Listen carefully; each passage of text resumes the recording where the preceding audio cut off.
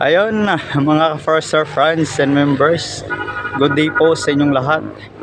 Ngayong araw po is isa naman pong native trees yung ating pag-uusapan. Ito po ang tinatawag nating batuan. Ang batuan po ay isa pong native trees na makikita lang po sa Negros Island at Panay area.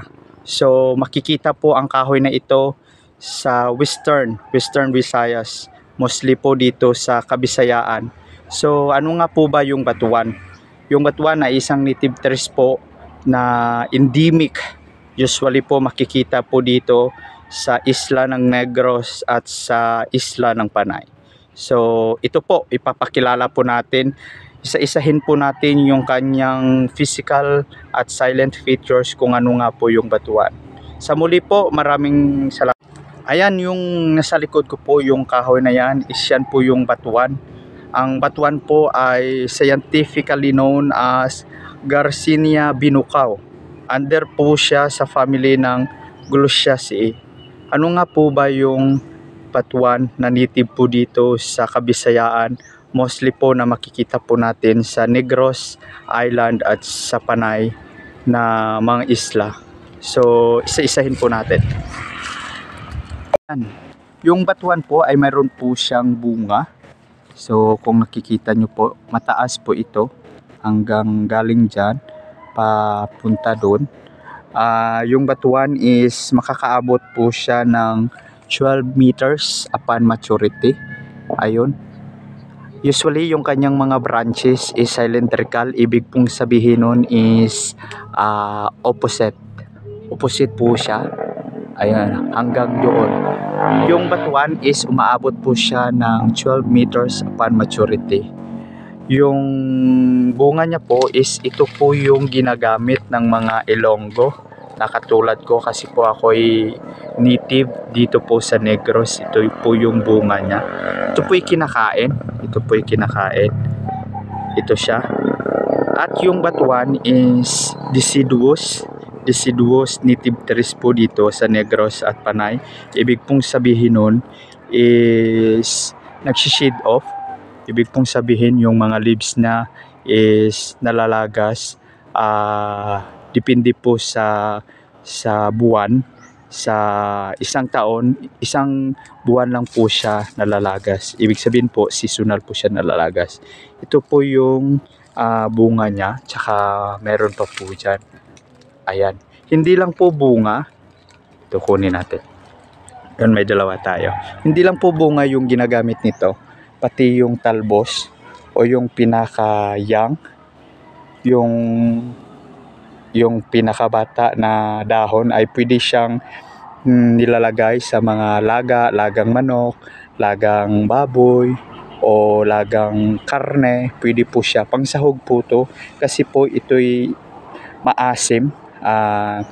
Pwede po itong ilagay po na ingredients sa mga niluluto po natin. Dito po sa Kabisayaan is yung tinatawag na mga nilaga, is ito po yung main na pangpaasim na ginagamit natin, yung batuan. So papakita ko po sa inyo kung paano natin kainin at titikman po natin para makita nyo. Po yung talbos kanina. So masarap po to at maasim. So kainin natin.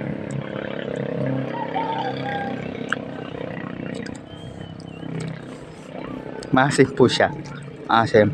Ito naman po yung bunga niya.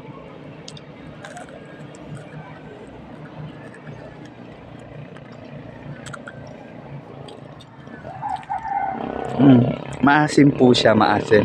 So masarap po to na ingredient sa mga niluluto po nating lagang karne. So yun po yung bunga at saka dahon na pwede po nating kainin.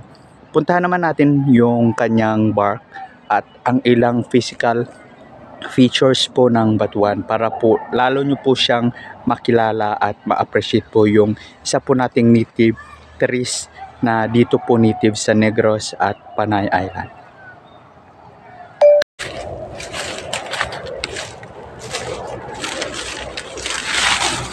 Ayan, ito na po siya sa malapitan, yung batuan. So sinabi ko nga upon maturity, yung batuan is umaabot po siya ng 12 meters. Siguro ito mga 6 meters pa lang yung haba ng batuan na ito.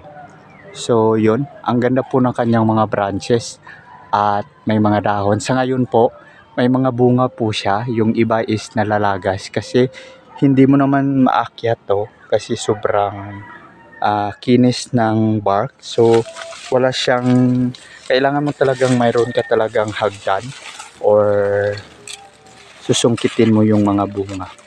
So yung bark po ng batuan is smooth. So smooth po yan. Sige nga, oh yan, smooth po yan. Yung batuan, smooth. Tapos po dark gray yung kulay niya.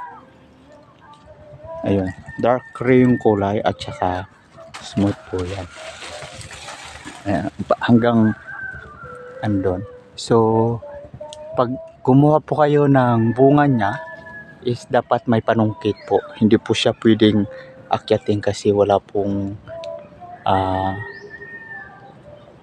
depende po sa aakyat. Pero ako po, pag kumukuha po ako ng batuan na gagamitin ko sa pangluto, iyon, nagdadala po ako ng panungkit. Yun po yung bark at saka yung mga branches po ng batuan. Sa muli po, ito po ang inyong lingkod, Arman De Forester, isa pong manggugubat ng Pilipinas. Sana po panatilihin po nating ma-preserve at ma-conserve yung ating mga native trees para po sa present and future generation po natin na mayroon pa po silang makitang mga trees po sa ating kapaligiran. Sa muli po, Arman De Forester, God bless us all.